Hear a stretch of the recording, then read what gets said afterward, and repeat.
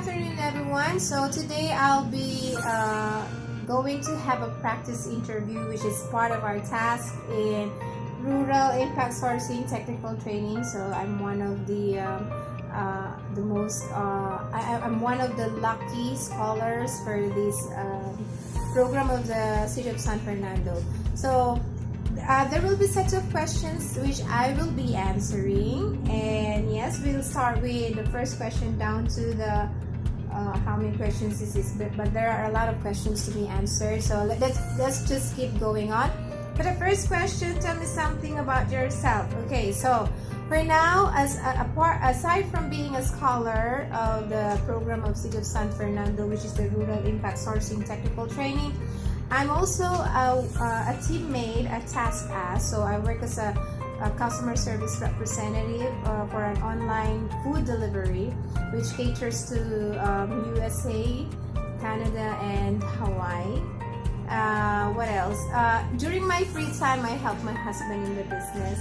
Well, of course, I'm a mother of 3, and yeah, I'm a wife also to my husband. So I rolled all of these roles at one time. So that's practically how busy my day goes, my life goes. All right. So for the next question, what are your strengths? My strength, I guess, would be my love for learning, because at this age I still want to learn more and I want to adapt to the changes of time.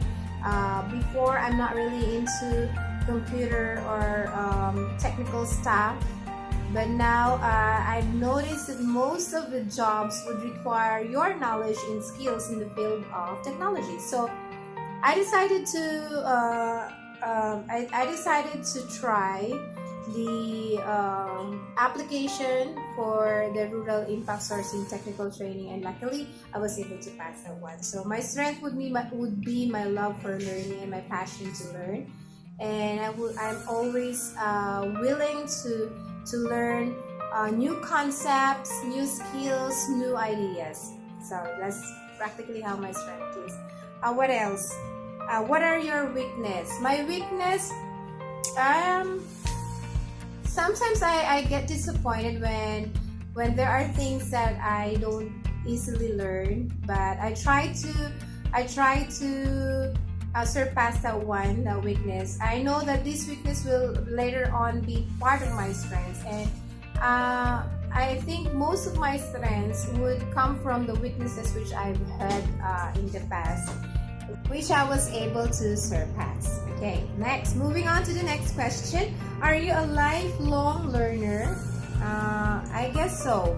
From all of the courses that I was able to finish, I believe I'm a lifelong learner, because I don't stop learning at one point. If I finished one agenda or one topic or one skill, or after I have acquired a new skill or a new talent, then I still look for another opportunity that would develop and discover a new skills or talent in me.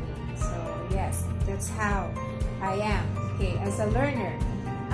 For now, I'm actually studying web design or digital marketing at the Rural Impact Sourcing Technical Training. So yeah, I'm a scholar here.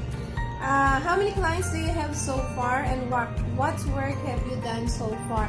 So for now, I only have one client I'm working on for my MSME website, and I also work as the website administrator. But I look forward to more clients. I'm actually planning to present my project as portfolio, because we created a profile as freelancer in different freelance sites like Upwork, Fiverr, 199 jobs. So yeah, I'll be using what I have created from this training as part of my portfolio, so that I could promote the work that I have done, and I could be able to extend my skill or whatever learnings that I have learned from this training to people from other countries. And yes, and of course I am planning to teach people who are also interested to learn website design, and e-commerce. That is actually a part of my advocacy. Okay, next question. What is your freelancer service specialization and why did you choose that niche? So far, what I can think of as my specialization would be content writing, because I used to be a writer when I was in high school up in and when I was still in college, and when I started working, I was part of a publication organization in our school where I worked as a textual manager. So I'm the one responsible for the production of the school organ. So yeah, I'd probably be a content writer, but I have developed an interest in website design, so I'm also thinking of honing my skills in terms of website design. Okay. The project requires a number of hours per week. Can you work on time zone? Are you available? Yeah, I believe I'm always available when it comes to meeting deadlines in terms of projects. Like for example, I set goals for myself, like we are given a different task and multiple tasks. So what I do, I schedule each task and I put a goal on that I will be able to perform or finish or complete at least 2 tasks or 3 tasks in a day.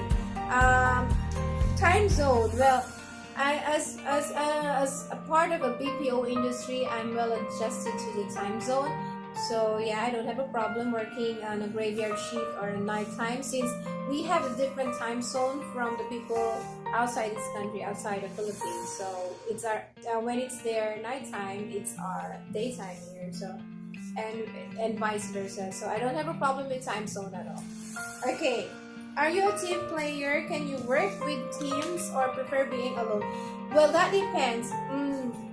In a BPO industry, we work as a team, so we have a team lead and we are working as a teammate. And we are working as a teammate. So yeah, we work as a team and we try to support each other. So I don't have a problem dealing with people of different personalities. I'm on it. But in terms of working alone, I'd rather be working with someone who knows what the task is all about, so that if I will be missing out something, or if I don't know, if I'm not certain about something, then I could have someone to refer to, and that would guide me as well in my decision making. Alright, so that's it. So yeah, I'm practically a team player. So what is your long-term goal as freelancer? Of course, my long-term goal as freelancer is for me to be able to create a name in the freelancing world, and to be able to develop my skills, as what we have discussed a while ago about the niche thing. Yeah. So that I still want to develop more about my skills in the freelancing world, or as a freelancer. Okay, what is your understanding of the job requirements? Well, in terms of freelancer, the job requirement for the freelancer, of course, you have to be flexible, you have to be knowledgeable and skillful on the task or on the work that you're dealing with. It's important that you must know what you're dealing with. It's important that you get to know your prospective client, and it's important that you understand their needs and be able to cope up and be able to meet what their expectations are, which is very important, and to work on a deadline and to be prompt on a deadline. Right. So those are my long-term, my understanding of the job requirement as a freelancer. And lastly, the last question that we have right now is, how do you take negative feedback? All right, negative feedback, we get we get that a lot in the BPO, working as a customer representative. You don't actually please, you can't please everybody, so sometimes you do receive, you receive negative feedback, and that's fine, because this negative feedback will sometimes make you become productive, will open your minds to things that you're supposed to adjust, or the things that you have to learn. So it depends on how you take these feedbacks, but I believe there's no negative feedback. It's just on how you set your mind on receiving the feedback that you hear. Just think that these feedbacks will actually give you a push, a lift to make you become better as a person, as a freelancer. Okay, and yeah, so that's all for today, and thank you so much for listening to my practice interview. I hope you were able to get a lot from me, and I hope you were able to learn. So see you next time. Bye bye.